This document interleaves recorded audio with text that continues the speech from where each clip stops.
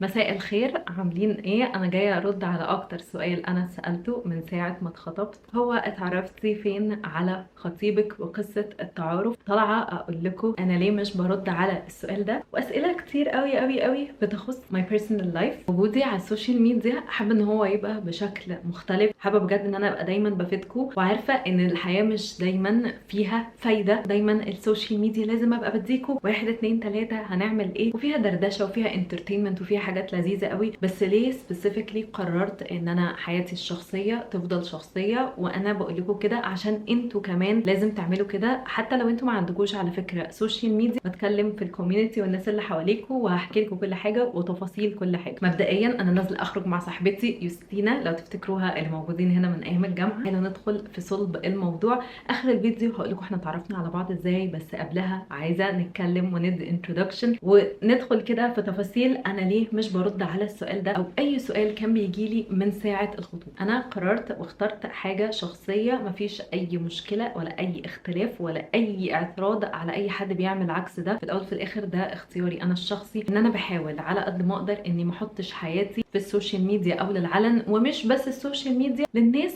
اللي هي في معلومات مش هتنفعهم في حاجه، بل بالعكس هي ممكن تبقى بتضرهم. السوشيال ميديا بقى مكان صعب جدا جدا جدا ان احنا بنشوف تفاصيل كل حاجه بشكل رهيب. بنشوف تفاصيل البيت وبنشوف تفاصيل الاوض، والناس بتاخدنا دلوقتي معاهم في كل حاجه. انا كنت في يوم من الايام هذا الشخص على فكره، وممكن حد بمنظوره عشان برضو نبقى فاهمين ومتفقين ان الحاجات دي فيها اختلاف قوي. اللي هو انا شايفه ان انا مش بشارك حياتي الشخصيه على السوشيال ميديا، حد غيري شايف ان انا كده حاطه حياتي للعلن كلها. ففي الاول وفي الاخر الموضوع نسبي من شخص للتاني. في وقت كده من الاوقات لقيت نفسي ارهقت، في الوقت اللي انا بجد كنت نفسيا تعبانه فيه وعندي مشاكل، وستيل لحد دلوقتي ساعات بفتح السوشيال ميديا اشوف الحاجات اللي ناقصه اللي موجوده عند الناس، اللي الناس ربنا كريمهم بيها، اللي مش موجوده او متاخده مني النعم دي في الوقت ده، مع ان في حاجات تانية في حياتي. بس كنت شايفه ان انا مش قادره اشوف غير ايه اللي ناقص في حياتي، مش عارفه اشوف غير ان فلانه وعلانه عندها حاجات وانا مش عندي. وبعدين بدات احس ان في ناس بتاخدنا في علاقاتها وحياتها على السوشيال ميديا بشكل رهيب، وبالتفاصيل الممله. اللي هم بيحكوا لنا اتقابلوا ازاي، بيعملوا ايه مع بعض، جاب لها هديه ايه، هي جابت له هديه ايه، راحوا فين، جم منين، هو قال لها، هو عاكسها، هم راحوا مع بعض، لبسوا ازاي، كل التفاصيل. وبالذات يعني حابه الفيديو ده يبقى مركز اكتر عن تفاصيل الحياه الشخصيه ما بين سبيسيفيكلي كمان الزوج والزوجه. بنلاقي نفسنا احنا عايشين مع الاتنين دول تفاصيل حياتهم بزياده. وبعدين لا قدر الله لا قدر الله لما كانوا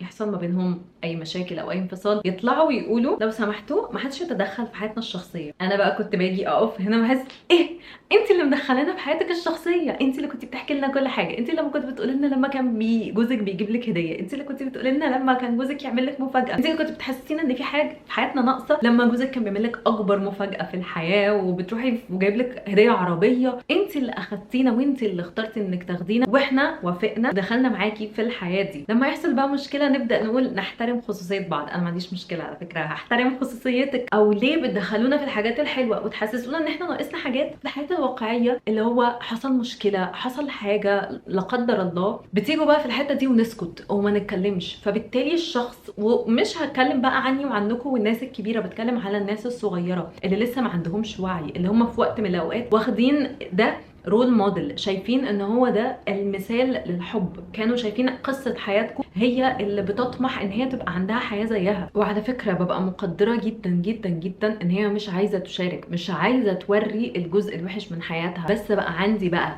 دي الحاجة او التيرنينج بوينت اللي خلتني ان انا برضو، طب انا طول الوقت عايزة اعرض حياتي الحلوة وحياتي الجميلة، وانا خرجت وانا رحت وانا لبست وانا عملت. طب ما في ناس بتشوف الموضوع ده. انا بجد بصوا الفيديو ده انا طالعة برغي معاكم رغي عادي جدا، انا مش محضره اي حاجه، الكلام اللي في قلبي على لساني اللي بيجي في مخي بقوله على طول. بس ساعتها حسيت طب ما انا الحاجات الحلوه اللي في حياتي الناس ممكن تبص لها، هي ما تعرفش الحاجات الوحشه اللي في حياتي ايه، ممكن تبص لها اللي هو طب انا ليه ما عنديش ده. الصراحه بدات احس اللي هو انا كل حاجه هتنزل على السوشيال ميديا يا اما فايده، وفي الغالب هتلاقوا دايما انا بنزل حاجات، لما حتى هتلاقوني مش بنزل حاجه تعرفوا ان مفيش حاجه في حياتي انا قادره اديها لكم دلوقتي. ومش لازم تبقى فايده رهيبه، حتى لو الفايده فور انسبيريشن. برضو متفقه ان نفس البني ادم والنيات بتاعت كل شخص، ان ممكن بني ادم مهما اكون انا بعمل هو هياخد الموضوع اللي هو اشمعنى هي، انا ما عنديش ده، اشمعنى، وهو قلبه فيه مرض بقى مش هياخدها بطريقه كويسه، ان ده مثلا بتشجعه ان هو يعمل حاجه احسن، او ان هو يطور من نفسه، او انه يحوش فلوس عشان يسافر، وهو هياخدها بشكل هو اشمعنى عندها الحاجات دي بقى انفس مريضه للاسف. برضو دي ضريبه ان الواحد ابقى موجوده على السوشيال ميديا، ومش سوشيال ميديا بس، عامه قلت لكم برضو انها موجوده في الكوميونتي اللي حواليكوا، موجوده. ممكن في ناس من قرايبك تلاقي ان هم مش عايزين لك الخير، تلاقي ناس من صحابك لما يشوفوا عندك حاجه كويسه هي بتتمنى الحاجه دي تبقى عندها ما تبقاش عندك. فنوعيه الناس دي موجوده في كل حته، سواء في السوشيال ميديا او سواء في حياتنا الحقيقيه والطبيعيه وعلى ارض الواقع، الناس دي موجوده. فانا اخترت البرايفسي. بحب دايما جمله كده دايما بتيجي في بالي، it's not a secret it's private. في حاجات خاصه انا حابه ان انا اسيبها لنفسي، مش حابه ان انا اطلعها ولا على فكره للناس اللي حواليا ولا على السوشيال ميديا. وانا عارفه ان بجد الناس اللي بتحبني حقه حقيقي هيحترموا ده وهيتقبلوا الموضوع ده. انا فعلا بحاول ان انا اكون influencing هنا، حتى اي حاجه. يعني مثلا عايزه ان شاء الله اعمل سلسله عن الشبكه واختيار الشبكه بكل حاجه، عشان دي حاجه فعلا انا شايفه ان هي مفيده جدا مثلا. بس انا مش طالعه، وانتوا هتفهموا هنا الفرق، طالعه اقول انا جبت شبكه، انا اشتريت ايه، انا حوشت وجبت ذهب. لا، عايزه اعمل فيديو وسلسله من الفيديوهات بتفيدكم فعلا، اللي هو واحده ربنا كريمها ان شاء الله وداخله على خطوبه وحابه ان حد يجمع لها وتديها الاكسبيرينس كاني واحده صاحبتي. انا واحده طالعه اتكلم معاكي واقول لك بصي خلي بالك من 1 2 3، وفي هتلاقي كذا في السوق، وهتلاقي كذا لو البادجت بتاعتك هنعمل كذا، والاصول ان احنا نعمل كذا، في تفاصيل كده. وفي فرق ما بين انا بجد طالعه ان انا افيدك وعايزه اتكلم معاكي، وفي فرق ما بين ان انا طالعه بصوا الشبكه بتاعتي عامله ازاي، بصوا ما اعرفش انا جالي ايه، بصوا جاب لي هديه. انا مش قادره على الحته دي خالص. حاسه ان في كومبيتيشن موجوده في السوشيال ميديا I don't want to be part of it خالص. كنت بتفرج على ياسمين صبري في انترفيو بودكاست مع لميس الحديدي، وعجبني قوي جمله هي بتقولها، انا مش عايزه ابقى جزء من الصف اللي هو احنا كلنا مصفوفين في صف واحد ماشيين ورا بعض لازم نعمل حاجات معينه. فوجودي على السوشيال ميديا، وعلى فكره انا عارفه ان ده من الحاجات اللي بتبطئ وصولي على السوشيال ميديا، لو انا شاركت جزء ولو بسيط من حياتي الشخصيه على السوشيال ميديا بجد صدقوني انا عارفه ان انا هتحط في حته تانية تماما. لو انا شاركت حياتي البرايفت مع اهلي في البيت، مجرد بس وجود خطيبي، في كده حاجات بتزود الريتش، بتزود الفيوز. ليه؟ عشان الناس هي بتتفرج فضول، هي عايزه تشوف البيت ده بيحصل فيه ايه، عايزه تشوف البنت دي وجوزها بيحصل ما بينهم ايه، البنت دي وخطيبها ايه اللي بيحصل. هتسرع وصولي على السوشيال ميديا وهيحطني في حته تانية تماما، وهيجي لي اعلانات بفلوس بتبقى يا جماعه انتوا مش متخيلين الارقام لمجرد ان انت هتطلعي خطيبك معاكي في الفيديو. لا لا لا لا، بنتحط في حته تانية. ولكن مش هو ده اللي انا عايزاه. انا مش عايزه ابقى جزء من اللاين اللي ماشي في السوشيال ميديا، مش عايزه اوصل بالطريقه دي. مش بقول ان الوصول بالطريقه دي وحشه على فكره خالص، ولكن ده اختياري الشخصي. انا مش عايزه اوصل بالطريقه دي، مش عايزه اوصل بان انا اطلع اتباهى بالاشياء اللي عندي for so many reasons. اول ريزن ان في غيري ما عندوش النعم دي وممكن يحس ولو للحظه ان هو ينقصه شيء. في ناس ما بتتمناليش الخير. انا الحياه مش مجرد الاء بس، الحياه اكتر من الاء. يعني انا كنت دايما زمان قوي قوي لما كنت بصور اللي هو كل فهمته لحظه في حياتي، انا اول الناس على فكره اللي عملت فلوجز على اليوتيوب، فهمته ثانيه حرفيا في حياتي كنت بصورها وكنت بطلع عيلتي. بدات احس اللي هو في مشاكل بقى حصلت لي، اللي هو طب انا الاء متقبله ان انا يجي لي نقد، طب انا ليه احط اهلي ان يجي لهم نقد؟ انا الاء اخترت وده كان اختياري. ليه بقى احط اهلي وان حد يعلق على لبس اختي، وحد يعلق على ديانه واحده صاحبتي، وحد يعلق على معرفش شكلها عامل ازاي، لمجرد ان هم في حياه الاء؟ لا، انا مش عايشه لوحدي في الدنيا، وانا مش هجبر اللي حواليا ولا هحط اللي حواليا في موقف مش ألذ حاجه لمجرد ان هم وافقوا ان هم يكونوا في حياتي.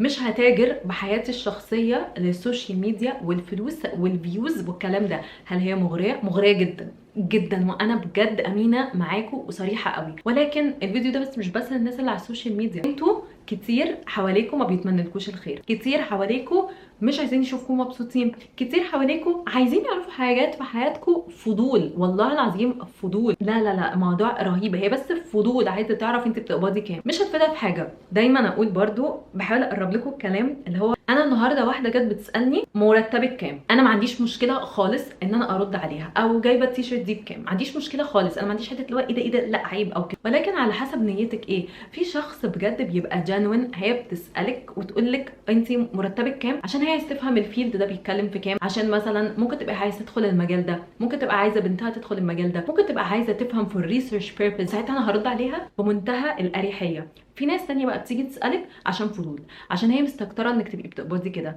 هي بتسألك عشان عايزة تعرف هي آلاء بتعمل ايه في حياتها، هي ايه اللي ورا حياة آلاء. ده الناس دي بجد يا جماعة هي بجد موجودة، وانا مش بهزر، وانا شفتهم في حياتي. فان انتوا تعرفوا الفرق بقى، خليكوا سمارت وخدوها خطوة خطوة، سايسوا الدنيا، وقبل اي حاجة keep your life برايفت. صدقوني مش هتندموا على ابدا قرار انكم تخلوا حياتكم الشخصيه شخصيه، حياتكم الشخصيه فيها خصوصيه.